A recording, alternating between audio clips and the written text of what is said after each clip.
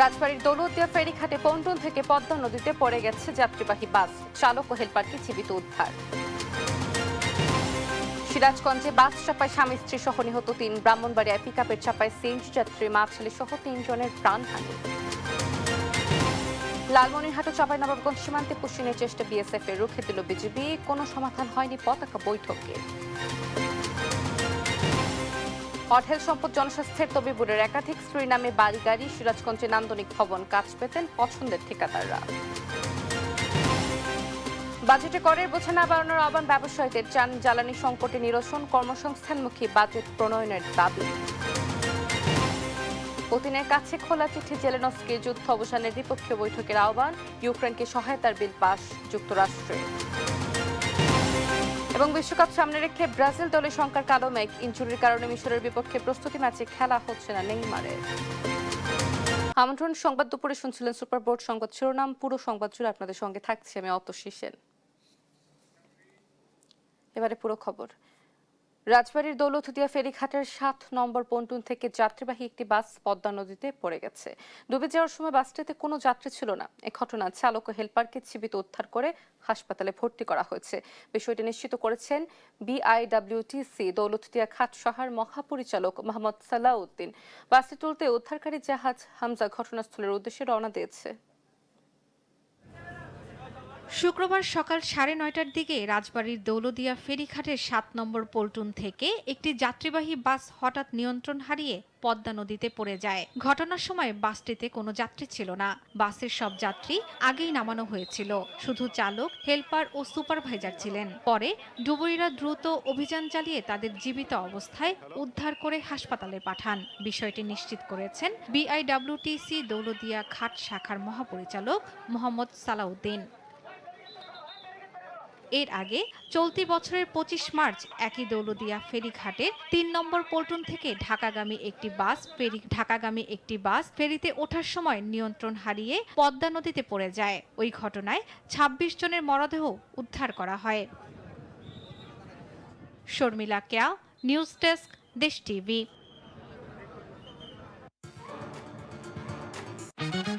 Freedom নিয়ে এলো scooty নাকি গোল্ড অফার। স্টিকারে থাকা কিউআর কোড স্ক্যান করে প্যাকের ভেতরের কোডটি দাও আর প্রশ্নের উত্তর দিয়ে জিতে নাও স্কুটি অথবা গোল্ড কয়েন।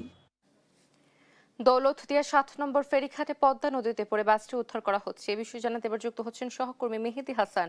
আমরা যুক্ত হচ্ছি মেহেদি, আপনি তো ঘটনাস্থলেই রয়েছেন। বাস উদ্ধার নিয়ে সবশেষ কি তথ্য আছে আপনার কাছে জানাবেন।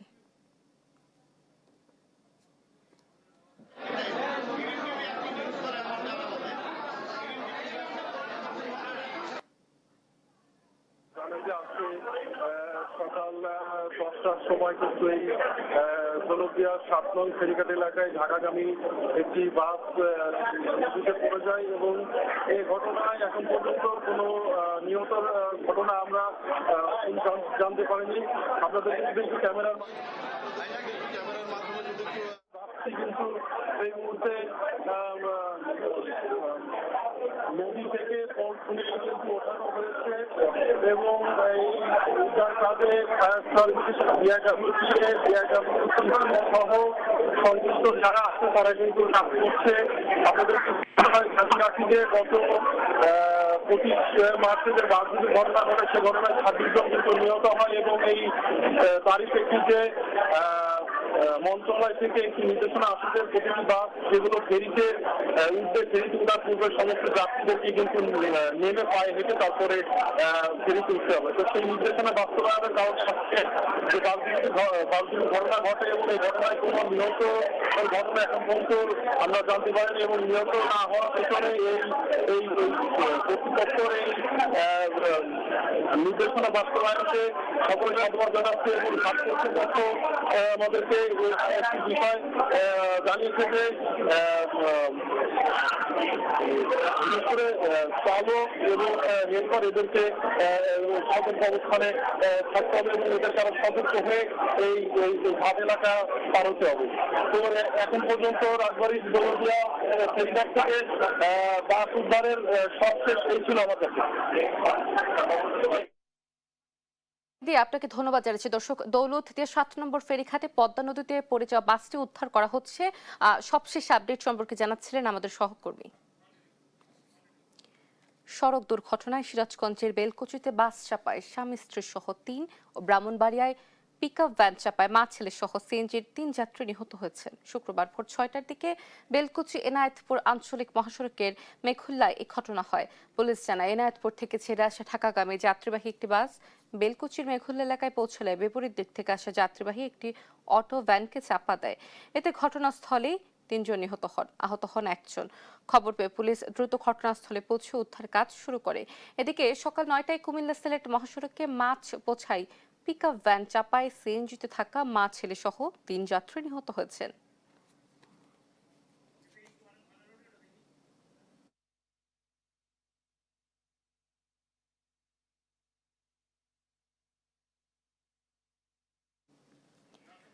লালমনিরহাট জেলার পাটগ্রাম উপজেলার শ্রীরামপুর সীমান্ত দিয়ে ১০, হাতীবান্ধা উপজেলার ফকিরপাড়া সীমান্ত দিয়ে ১২ এবং আদিতমারী উপজেলার দুর্গাপুর সীমান্ত দিয়ে ১২ জনকে পুষ্টিনের চেষ্টা করছে ভারতীয় বিএসএফ। এদিকে পুষ্টিন রুখে দেওয়ার চেষ্টা করছে বিজিবি ও বাংলাদেশি সীমান্তবর্তী বাসিন্দারা। বর্তমানে পুষ্টিনের অপেক্ষায় থাকা ব্যক্তিরা ভারতের ভূখণ্ডে রয়েছে। এদিকে চাঁপাইনবাবগঞ্জের গোমস্তাপুর উপজেলার বাঙ্গাবাড়ি সীমান্ত দিয়ে ২৮ জনকে পুষ্টিন করার চেষ্টা করেছিল বিএসএফ। বিজিবির বাধায় সেটি সম্ভব হয়নি। পরে বিজিবি ও বিএসএফ কমান্ডার পর্যায়ে পতাকা বৈঠক হলেও কোনো ফল আসেনি। বিএসএফ এর ঠেলে পাঠানো ২৮ জন এখনো শূন্য রেখায় অবস্থান করছেন। বিভিন্ন সময় আমাদের এদিক বিভিন্ন লোক বাগল টাগল বিভিন্ন মানুষ পাঠাই দেয়। অনুরূপ গত রাতে আমাদের এখানে তারা এইভাবে লোক পাঠাতে চেষ্টা করেছিল। আমরা আমাদের বাংলাদেশের বিডিআর এবং সাধারণ জনগণ মিলে তারা ভারতের লোককে ভারতে পাঠাই দিচ্ছি।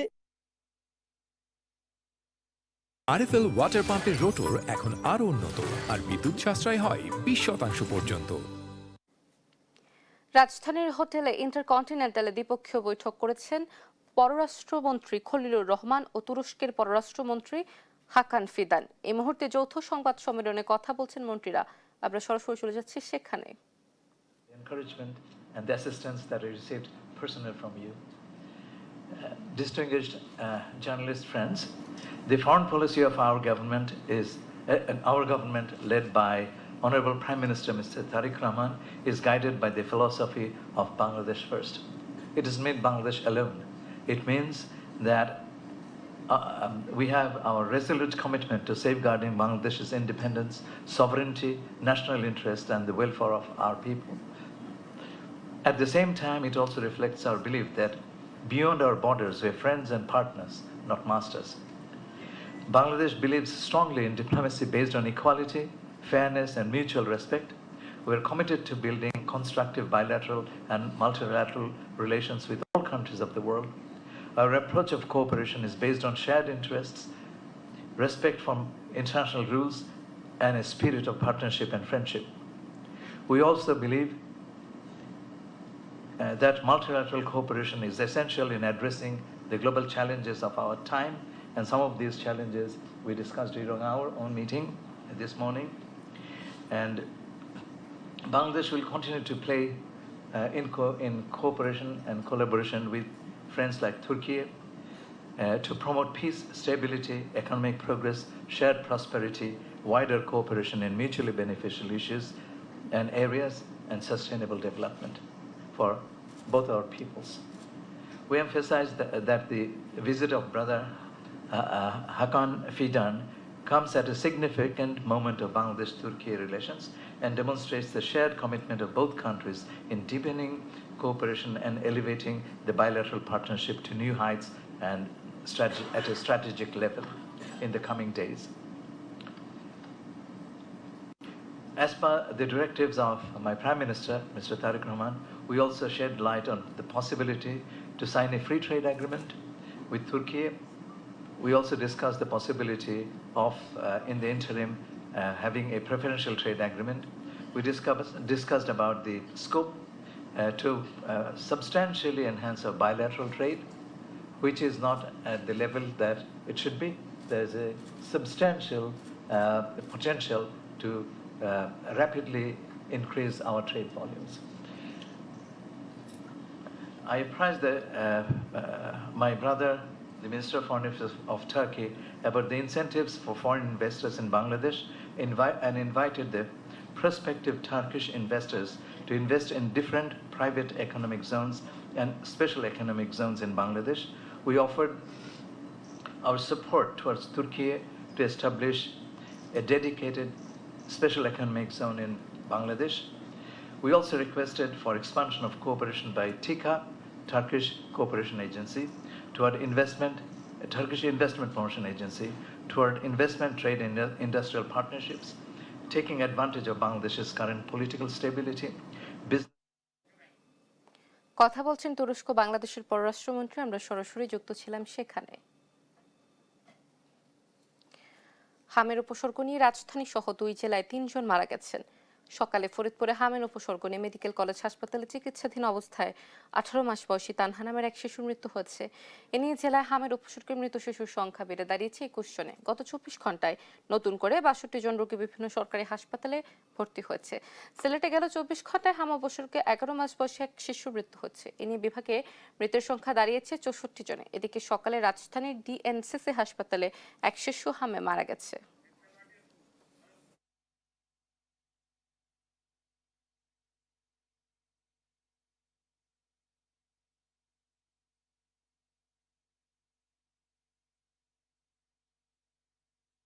হামের পরিস্থিতি নিয়ে জানাতে রাজধানীর মহাখালীর ডিএনসিসি হাসপাতাল থেকে যুক্ত হচ্ছেন সহকর্মী এইচ হিমেল। আমরা যুক্ত হচ্ছি হিমেল। হাম আক্রান্তদের হাসপাতালে ভর্তি এবং তাদের চিকিৎসা সম্পর্কে জানাবেন।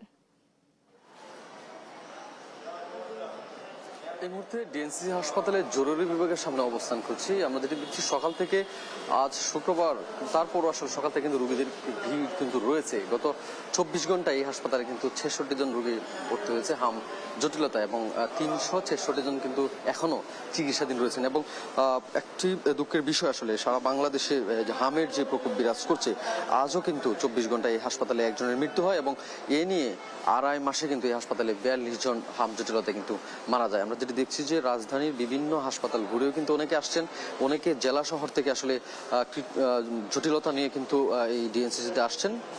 অন্যদিকে আমরা যেটি দেখেছি যে এখানে এই হাসপাতালে কিন্তু 2-3টি দিক নির্দেশনার উপর ভিত্তি করে ভর্তি নেওয়া হয়।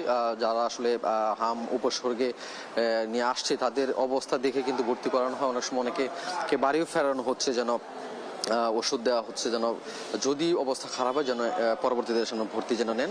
সব মিলে আসলে হাসপাতাল কর্তৃপক্ষ কিন্তু আসলে চেষ্টা করছে যে এই হাম জটিলতা থেকে আসলে শিশুদের রক্ষা করার।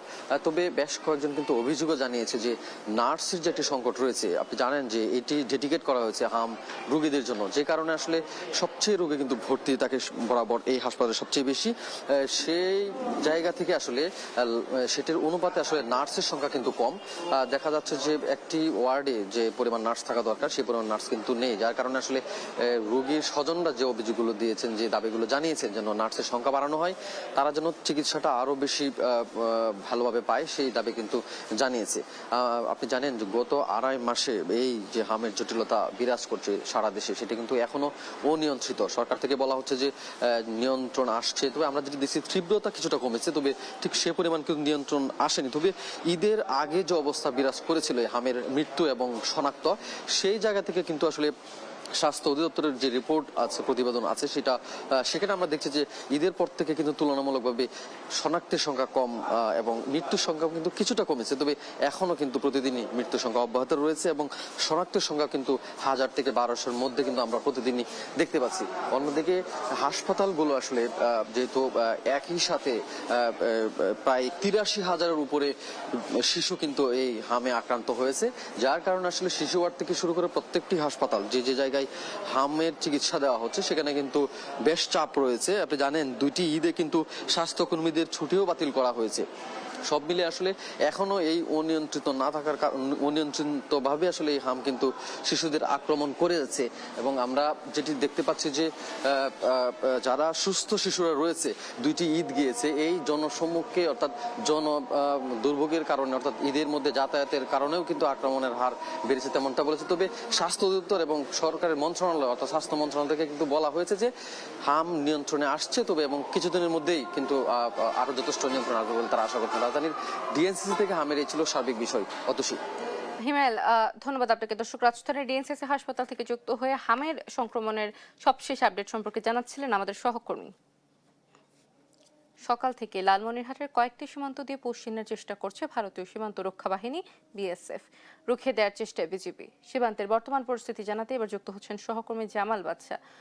জামাল, কয়টি সীমান্ত দিয়ে এই পুশিনের চেষ্টা চলছে আমাদের জানাবেন। যেমনটি বলছিলেন যে আজকে ভোরবেলা থেকেই কিন্তু লালমনিরহাট সীমান্তের 3টি পয়েন্ট দিয়ে কিন্তু 33 জনকে পুশিনের চেষ্টা করছে ভারতীয় বিএসএফ। এর মধ্যে লালমনিরহাটের পাটগ্রাম উপজেলা শ্রীরামপুর সীমান্ত দিয়ে 10 জন, হাতীবান্ধা উপজেলার ফকিরপাড়া ইউনিয়নের সীমান্তবর্তী এলাকার 2টি পয়েন্ট দিয়ে 11 জন এবং লালমনিরহাট আদিতমারি উপজেলার দুর্গাপুর সীমান্তের 2টি পয়েন্ট দিয়ে মোট 12 জনকে পুশিনের চেষ্টা করছে। এই পুশিনকে ঠেকাতে বাংলাদেশের বর্ডার গার্ড, বাংলাদেশ বিজিবির সদস্যরা তৎপর রয়েছে এবং যখন খবর পেয়েছে স্থানীয়দের মাধ্যমে যে পুশিন করা হচ্ছে, ভারতীয় বিএসএফ মানুষজনকে পুশিন করার চেষ্টা করছে, তখনই কিন্তু তারা তৎপর অবস্থানের জানান দিয়েছে এবং ঘটনাস্থলে এসে যারা পুশিনের জন্য এসেছিল তাদেরকে আবারও ভারতের অভ্যন্তরের যে নোম্যান্স ল্যান্ড সেটি ক্রস করে রেখে এসেছে। তবে কিছুক্ষণ আগে কিন্তু ভারতীয় বিএসএফ এবং বাংলাদেশের বর্ডার গার্ড বাংলাদেশের সদস্যদের মধ্যে একটি পতাকা বৈঠক অনুষ্ঠিত হয়েছে এবং বৈঠকের কি ফলাফল সেটি কিন্তু আমাদেরকে এখনো আনুষ্ঠানিকভাবে জানানো হয়নি। তবে সীমান্তবর্তী যে এলাকাগুলো রয়েছে, লালমনিরহাটের হাতীবান্ধা উপজেলার ফকিরপাড়া, পাটগ্রাম উপজেলার শ্রীরামপুর এবং লালমনিরহাটের আদিতমারি উপজেলার যে দুর্গাপুর সীমান্ত রয়েছে, এই সীমান্তবর্তী এলাকাগুলোতে কিন্তু বিজিবির সাথে যে স্থানীয় বাসিন্দারা রয়েছেন তারাও কিন্তু এই পুশিন ঠেকানোর ক্ষেত্রে তৎপর রয়েছেন এবং যতটুকু সম্ভব বিজিবিকে সঙ্গ দিচ্ছেন এবং মানুষজন কিন্তু সীমান্তেই অবস্থান নিয়েছেন। তাদের নিজেদের কাজ ব্যতি রেখে এই দেশের স্বার্থে এই পুশিন ঠেকানোর জন্য কিন্তু বিজিবির সাথে অবস্থান রয়েছেন। আমরা একটু সীমান্তবর্তী বাসিন্দাদের সাথে কথা বলতে চাই। আপনি রয়েছেন, আপনার এলাকায় বাড়ি, আপনি একটু জানাবেন যে এই দুর্গাপুর সীমান্তের কি ঘটনা বা কি দেখছেন, বর্তমানে কি অবস্থা? দুর্গাপুর সীমান্তে তো লোক আসছে দুই পাশে, হ্যাঁ 12 জন 5 জন আর 7 জন, 12 জন পুরুষ মহিলা দুইজনই। এটা আপনার সাথে কথা বলতে চাই, আপনি একটু যদি আমাদেরকে এই তথ্যগুলো জানান যে দুর্গাপুর সীমান্তের বর্তমান কি পরিস্থিতি, কতজনকে পুশিন করার চেষ্টা করা হচ্ছে এবং আপনারা বিজিবিকে কি পরিমাণ হেল্প করছেন বা বিজিবি কি বলছে? বর্তমান দুইটা স্থান দিয়ে 12 জনে আছে, এক জায়গায় আছে 7 জন, এক জায়গায় আছে 5 জন। 925 পিলারে আমরা সকাল থেকে অবস্থান করে বলেছি। এখানে দেখতেছি যে ভারতের বিএসএফ আর বাংলাদেশের বিজিবি দুই পক্ষই রেডি হয়ে আছেন ওখানে, কিন্তু এখনো ওদেরকে ফ্ল্যাগ মিটিং চলছে। এখন বিজেপি বলতেছে, যারা অনুপ্রবেশকারী তাদেরকে বলতেছে যেন তোমাদের কি ভারতীয় কোনো পাসপোর্ট আছে, না কোনো ভোটার আইডি কার্ড আছে, না বাংলাদেশি আইডি কার্ড আছে? এরা বলছে আমাদের কাছে কোনো কিছুই নাই। তারপরে জামাল, ধন্যবাদ আপনাকে। দর্শক, সীমান্তে পুশিনের চেষ্টা চালাচ্ছে বিএসএফ, সে বিষয়ে জানাচ্ছিলেন আমাদের সহকর্মী। প্রকল্প পরিচালক তবিবুর রহমান তালুকদার নানা অনিয়ম করে গড়েছেন সম্পদের পাহাড়। অভিযোগ রয়েছে একাধিক বিয়ে করে পরিবারের নামে সম্পদ গড়েছেন তবিবুর। রাজধানী এবং জেলা সিরাজগঞ্জে এসব সম্পদ নিয়ে এবার দ্বিতীয় পর্ব। সহকর্মী ইশতিয়াকের সঙ্গে নিয়ে সাইফুল ইসলাম জুয়েলের রিপোর্ট। রাজধানী ধানমন্ডির 4-এ এই সড়কের ক্রিডেন্সেল লেক প্যানারোমা ভবনটির দোতলায় বসবাস করেন তবিবুরের পরিবার। স্ত্রী এবং এক কন্যা সন্তান নিয়ে তিনি এখানে বসবাস করেন। ভবনটির নিরাপত্তারক্ষীর সাথে আলোচনায় জানা গেল, তিনি যে ফ্লোরটিতে বসবাস করেন তার আনুমানিক মূল্য 7 কোটি টাকা। 7.5 কোটি, 7.5 কোটি বেশি এক একটা ফ্ল্যাট। প্রকল্প পরিচালক তবিবুরের সাক্ষাৎকার পাওয়া না গেলেও মুঠোফোনে কথা হয় তার স্ত্রী নাসিমা আক্তারের সাথে। আমি কি নাসিমা ম্যামের সাথে কথা বলছি? নিশ্চয়ই। জি, আপনি কাইন্ডলি আমাকে কোনো প্রশ্ন না করলে আমি খুশি হব। হ্যাঁ, ঢাকা মেট্রো ঘ 127367 নম্বরের হোন্ডা সিআরভি গাড়িটির বাজার মূল্য প্রায় 1.5 কোটি টাকারও বেশি। গাড়ির ঠিকানা ব্যবহার করা হচ্ছে ধানমন্ডি 9-এতে নাভানা দেল এভান্তের ভবনের 6B। এই ঠিকানায় জানা গেল একজন নারী তার 2 পুত্র সন্তান নিয়ে বসবাস করেন। প্রকল্প পরিচালক তবিবুর রহমান তালুকদার এই বাসায় প্রায়ই যাতায়াত করেন বলে নিশ্চিত করেন নিরাপত্তারক্ষী।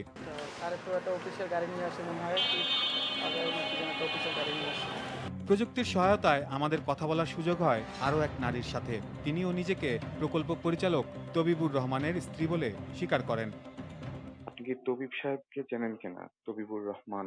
আমি আপনার জি চিনি। উনি আপনার হাজবেন্ড, এই তো? জি, আমি আমার সম্পর্কে বলতে পারি। আর আমার হাজবেন্ডের সম্পর্কে হলে আপনি আমার হাজবেন্ডকে জিজ্ঞেস করবেন। আমি কি আপনার নামটা জানতে পারি? আমার নাম রেজি। ট্রুকলার অ্যাপসে অনন্যা নামে আরও এক নারীর সাথে কথা হয়। তিনি জনস্বাস্থ্যের তবিবুরকে চেনেন না বলে শুরুতেই জানান। তবিবুর রহমান সাহেবকে কি আপনি চেনেন কিনা? না, আমি ওকে চিনি না। পরে হোয়াটসঅ্যাপের মেসেজে প্রতিবেদককে সমঝোতা করার অনুরোধ করেন। ঘটনার এ পর্যায়ে দেশ টিভি তবিবুরের নিজ জেলা সিরাজগঞ্জ যাওয়ার সিদ্ধান্ত নেয়। সিরাজগঞ্জের কাজীপুর উপজেলা জন্মস্থান হলেও সেখানে তেমন কোনো সম্পদ গড়েননি তবিবুর। তারপরও সিরাজগঞ্জ শহরে তবিবুরের খোঁজে আমরা। চায়ের দোকানের এক ব্যক্তির সাথে আলাপে প্রকৌশলী তবিবুরের সম্পর্কে কিছু ধারণা মেলে। তার দেখানো পথে কিছু দূর যাওয়ার পর আরও এক ব্যক্তি জানায় তবিবুর ঠিকাদারদের কিভাবে কাজ দিয়েছেন সেই তথ্য।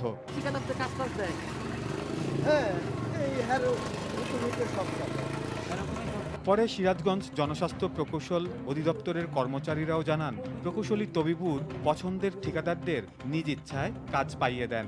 জানান শহরেই গড়েছেন কোটি টাকা ব্যয়ে নান্দনিক বাড়ি। পাঁচতলা সম্ভবত বেশি নাকি, পাঁচতলা সম্ভবত। হ্যাঁ, নতুন বাসা। এবার সেই বাড়ির খোঁজে দেশ টিভি। দারোয়ানের কথায় জানা গেল এই বাড়িটি তবিবুরের। স্থানীয়রা জানান গোটা সিরাজগঞ্জে এমন আধুনিক বাড়ি নেই। লিফট সুবিধা সহ 6তলা বাড়িটির প্রতিটি ফিটিংসে যেমন আধুনিকতার ছোঁয়া রয়েছে, তেমনি নিজস্ব বিদ্যুৎ ব্যবস্থাও রয়েছে ভবনটিতে। স্ত্রী নাসিমা আক্তারের নামে করা বাড়িটি জমিসহ নির্মাণ করতে ব্যয় হয়েছে 16 কোটি টাকা, এমনটাই জানান স্থানীয়রা। এটা আমি সঠিক জানি না, মানে আমি যতটুকু জানি তারটা হইবাছে এইটুকুই জানি, কিন্তু চিনি না তাদের আমি। তো আমাদের কাছ থেকে জায়গাটা কিনছে 60% তবিবুর রহমান সাহেব। তো কেনার পরে দুই ডিসিমাল 88 পয়েন্ট বেশি নিয়ে পর 4টা দলিল করছে আপনার ভায়া দলিল। প্রতিবেদন আটকাতে ধানমন্ডির স্টার এবং হারফি রেস্টুরেন্টে 2বার আর্থিক সুবিধা দেওয়ার প্রস্তাব দেয় জনস্বাস্থ্যের প্রকল্প পরিচালক তবিবুর রহমান তালুকদার। আমি বার্গেনিংয়ে যাবো না, আমি একবার একটা ফিগার বলে দিচ্ছি আপনাকে। আমি আশা করবো যে আপনি অ্যাগ্রি করবেন একবারে। মানে আমি এটা মাছের বাজারের মতো আমি সময় নেব, আমি টায়ার্ড। নিরাপদ পানি ও স্যানিটেশন নিশ্চিত করার দায়িত্ব যে প্রতিষ্ঠানের, সেই প্রতিষ্ঠানের কর্মকর্তা তবিবুর রহমানের বিরুদ্ধেই যদি ওঠে অনিয়ম ও দুর্নীতির অভিযোগ, তবে প্রশ্ন উঠবেই উন্নয়নের টাকা আসলে কতটা সাধারণ মানুষের কল্যাণে সঠিকভাবে ব্যয় হচ্ছে। সাইফুল জুয়েল, দেশ টিভি, ঢাকা।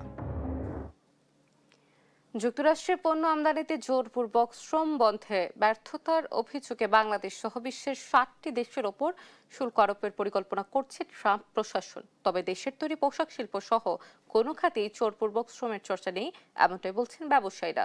আর অর্থনীতিবিদরা বলছেন নতুন করে অতিরিক্ত শুল্ক আরোপ কার্যকর হলে তার সরাসরি প্রভাব পড়বে রপ্তানি আয়। আরাফাত ইসলামের রিপোর্টে দেখুন বিস্তারিত।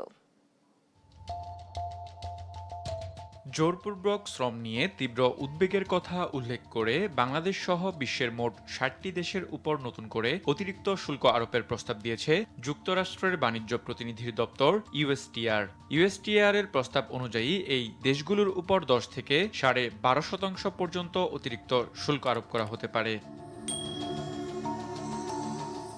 সংস্থাটির দাবি, এসব দেশ জোরপূর্বক শ্রম রোধে যথাযথ ব্যবস্থা নিতে ব্যর্থ হয়েছে। এমনকি জোরপূর্বক শ্রমের মাধ্যমে উৎপাদিত বিভিন্ন পণ্য যুক্তরাষ্ট্রের অভ্যন্তরীণ বাণিজ্যেও বাধা সৃষ্টি করছে। এ কারণেই এমন শাস্তিমূলক পদক্ষেপ নেওয়া হয়েছে।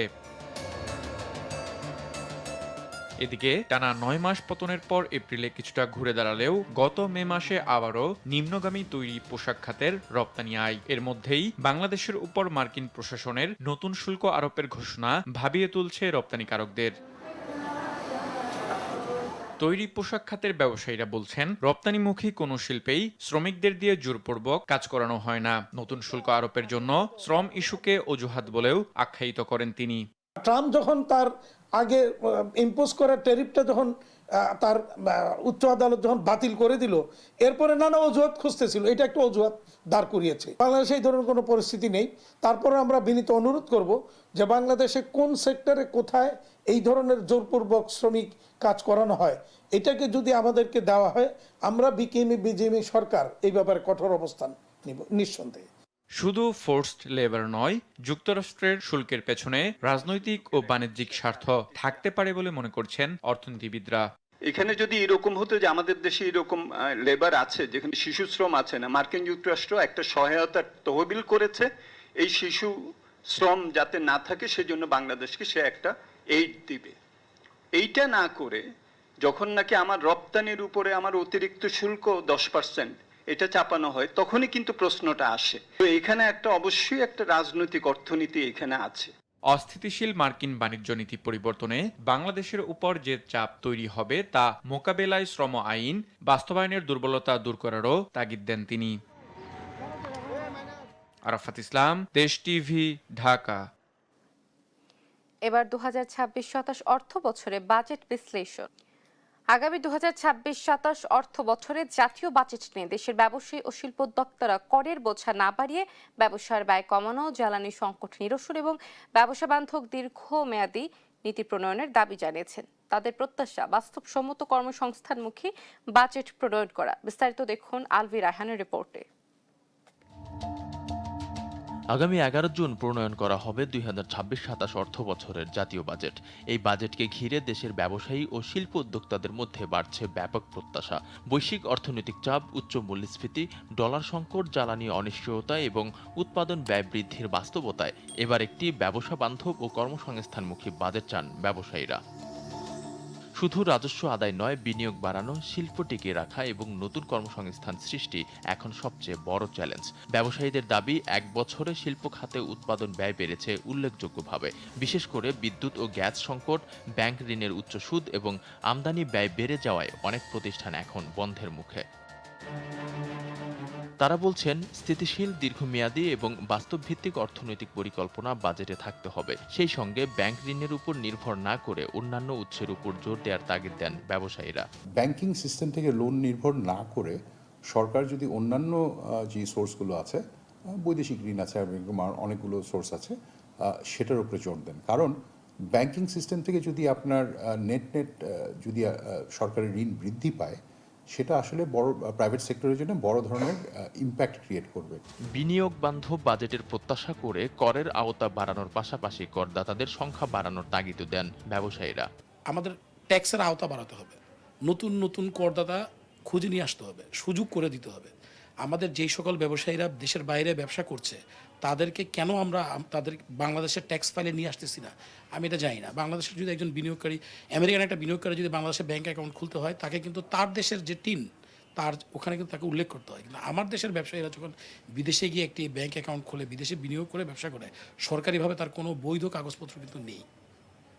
এই জিনিসটাকে করের আওতায় কিভাবে আনা যায় সেটি নিয়ে আমাদের কাজ করা উচিত। ব্যবসায়ী সমাজের প্রত্যাশা, আসন্ন বাজেট শুধু সংখ্যার হিসাব নয়, বরং হতে হবে অর্থনীতিকে ঘুরে দাঁড়ানোর বাস্তব রূপরেখা। আলভি রায়হান, দেশ টিভি, ঢাকা। রাজধানীর বাজারগুলোতে স্থিতিশীল রয়েছে নিত্য পণ্যের দাম। এ নিয়ে জানাতে কারওয়ান বাজার থেকে যুক্ত হচ্ছেন সহকর্মী আলভি রায়হান। আলভি, নিশ্চয় শুনতে পাচ্ছেন, কারওয়ান বাজারে রয়েছেন আপনি, কি বলছেন ক্রেতারা, জানাবেন। আমি এই মুহূর্তে রয়েছে শান্তিনগর মুরগির যে বাজার রয়েছে সেই বাজারে। আসলে আমরা কিন্তু এর আগেও কয়েকটা বাজার ঘুরে দেখেছি, তুলনামূলকভাবে কিছুটা মুরগির দাম কম ছিল এবং মুরগির পাশাপাশি গরুর মাংস, খাসির মাংস কিন্তু আগের দামই বিক্রি হচ্ছিল এবং কাঁচা সবজিতে কিছুটা স্বস্তি এসেছে।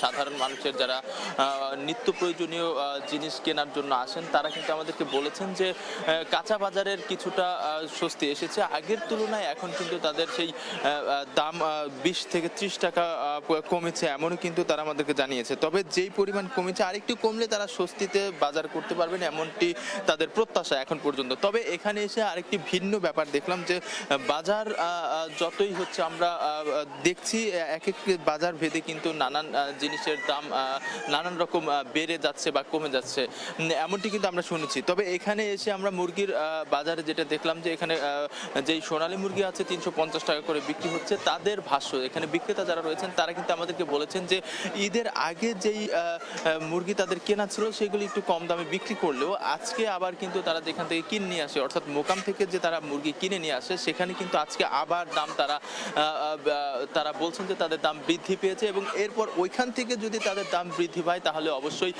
খুচরা বাজারেও তাদের দাম বেড়ে যায়, এমনটি কিন্তু তারা আমাদেরকে জানিয়েছে। তবে আমদানি রপ্তানির উপর অনেকটা তাদের ডিপেন্ড করে যে আসলে আমদানি যদি সরবরাহ যদি সবকিছু ঠিকঠাক থাকে তাহলে তাদের এই বাজারের দামটা কিছুটা কমে। সবজির বাজারে সেম একই অবস্থা, তারা আমাদেরকে বলেছে যে যদি হচ্ছে আমদানি একই অবস্থায় থাকে তাহলে কিন্তু তাদের এই সবজির দাম ভবিষ্যতে এরকম থাকতে পারে, এমনটি কিন্তু তারা আমাদেরকে জানিয়েছে। এছাড়া তাদের আরও একটি বিষয় আমাদেরকে জানিয়েছে যে যদি কোনো সিন্ডিকেট বা মধ্যস্থভোগী না থাকে তাহলে কিন্তু তাদের এই দাম যেই সাধারণ মানুষের কাছে তারা যে দামে বিক্রি করে সবকিছু সেটা কিছুটা হলেও নাগালের মধ্যে রাখা সম্ভব, এমনটি বলেছেন। দোকানদাররা বলছেন যে তেল বা বিদ্যুতের দাম যখন বেড়ে যায় সেটার সাথে এটা কিছু সিন্ডিকেট জড়িত হয়ে তারা ওইটার প্রভাব এখানে দেখায়। আসলে এটা একটা সিন্ডিকেট ছাড়া কোনো কিছুই না, তাদের এটাই মনে হচ্ছে। তবে এই জিনিসগুলোর উপরে সরকারের তদারকির প্রত্যাশা করছেন তারা এবং তারা চাচ্ছেন যে সব কিছু স্বাভাবিক থাকুক এবং সাধারণ ক্রেতাদের নাগালের মধ্যে থাকুক, যেন সবাই স্বস্তিতে বাজার করতে পারে। এই ছিল আমার কাছে শান্তিনগর বাজার থেকে সর্বশেষ তথ্য।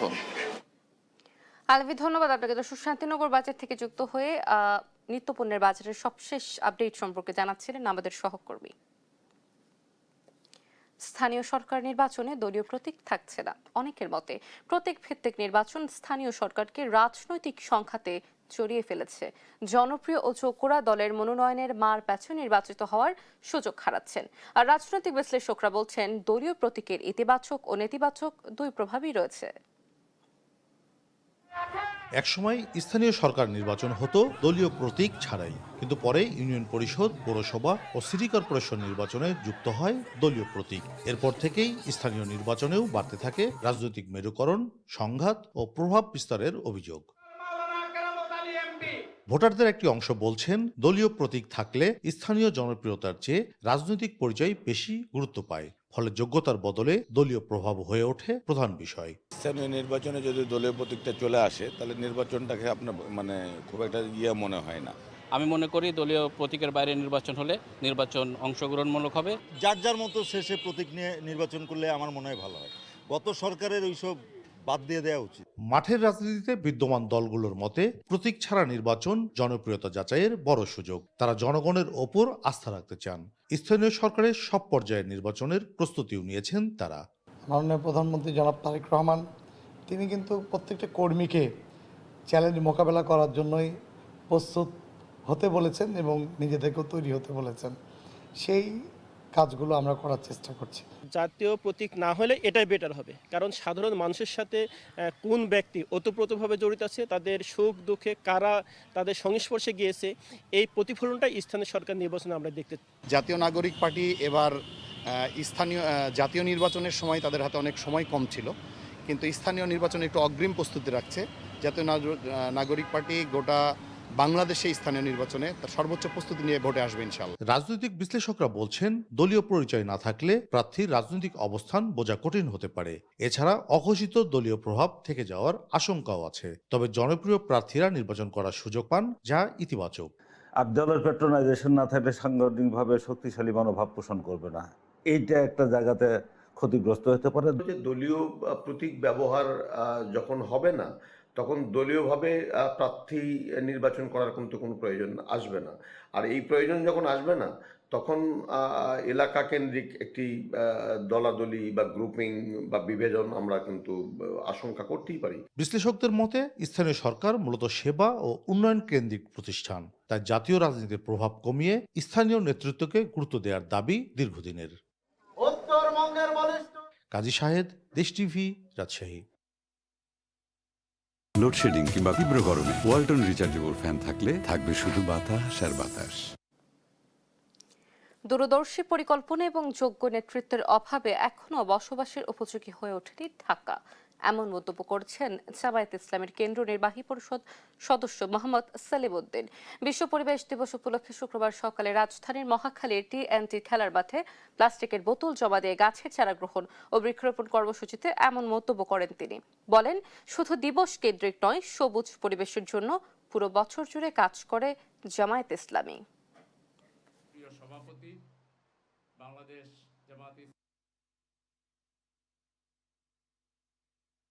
মানুষ যেন পরিবেশ নষ্ট করার ক্ষেত্রে এখানে প্রতিযোগিতায় নেমেছে। এটার মূল কারণ হলো এখানে যে নেতৃত্ব আছে, এই নেতৃত্ব একটি সুন্দর স্মার্ট পরিকল্পনা নিয়ে, দূরদর্শী পরিকল্পনা নিয়ে যে নগর পরিকল্পনা দরকার, সেটা আমরা তাদের মধ্যে দেখি না। এবার আইডিএলসি বাণিজ্য বার্তা।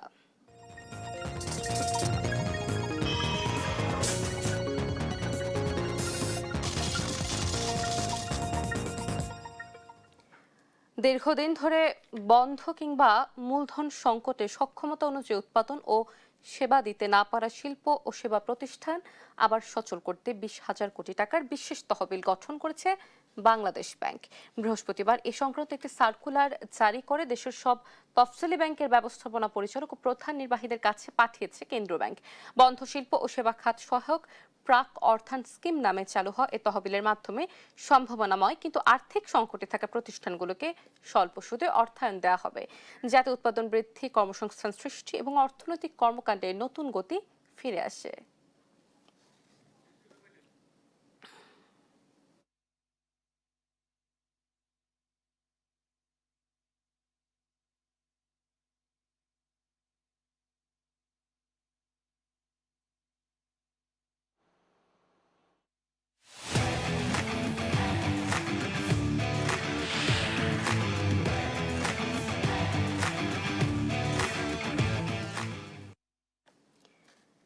কিশোরগঞ্জের ভৈরবে ফুটবল খেলাকে কেন্দ্র করে 2 গ্রামের বাসিন্দাদের মধ্যে সংঘর্ষের জেরে প্রায় 5 ঘন্টা বন্ধ থাকার পর ঢাকা চট্টগ্রাম, ঢাকা সিলেট ও ঢাকা কিশোরগঞ্জ রুটে ট্রেন চলাচল স্বাভাবিক হয়েছে। রাত 1:30টার দিকে পুনরায় ট্রেন চলাচল শুরু হয় বলে রেলওয়ে সূত্রে জানা গেছে।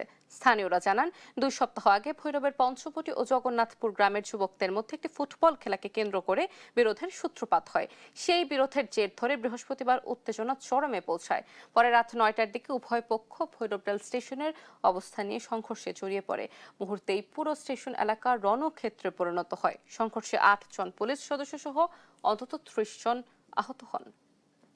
সেনাবাহিনীর বাহিনী আমাদের এখানে আসার পর স্টেশনে সমন্বিত যে নিরাপত্তা কর্মী আছে, আইন শৃঙ্খলা বাহিনী আছে, সবাই মিলে একটা সিদ্ধান্ত হয়েছে না এখন ট্রেন চালানোর জন্য উপযোগী। তখন প্রথম ট্রেন আমরা রাত্র 1:30 ট্রেন চলাচল শুরু করলাম। ব্রাহ্মণবাড়িয়ার নবীনগরে মাদক ব্যবসা করার অভিযোগে সালিশ বৈঠক মধ্যযুগীয় কায়দায় এক ব্যক্তিকে নির্যাতন করার অভিযোগ উঠেছে। বৃহস্পতিবার দুপুরে উপজেলার কাইতলা উত্তর ইউনিয়নের নারুই বাজারে এই ঘটনা ঘটে। নির্যাতনের শিকার হবি মিয়া নারুই গ্রামের বাসিন্দা। এই ঘটনার ভিডিও সামাজিক মাধ্যমে ছড়িয়ে পড়লে সমালোচনা শুরু হয়। প্রত্যক্ষদর্শীরা জানান, নারুই গ্রামের মাদক ব্যবসায়ীদের বিরুদ্ধে ব্যবস্থা নিতে দুপুরে নারুই বাজারে সালিশ বৈঠকে এসে এলাকার মাদক নির্মূল কমিটি। বৈঠকে মাদক ব্যবসা করার অভিযোগে হবি মিয়ার চোখ গামছা দিয়ে বেঁধে এবং দড়ি দিয়ে হাত পা বেঁধে লাঠি দিয়ে পেটানো হয়। এদিকে ঘটনার ভিডিও সংগ্রহ করে বিষয়টি তদন্ত করা হচ্ছে এবং জড়িতদের বিরুদ্ধে আইনগত ব্যবস্থা নেওয়ার প্রক্রিয়া চলছে বলে জানিয়েছে পুলিশ।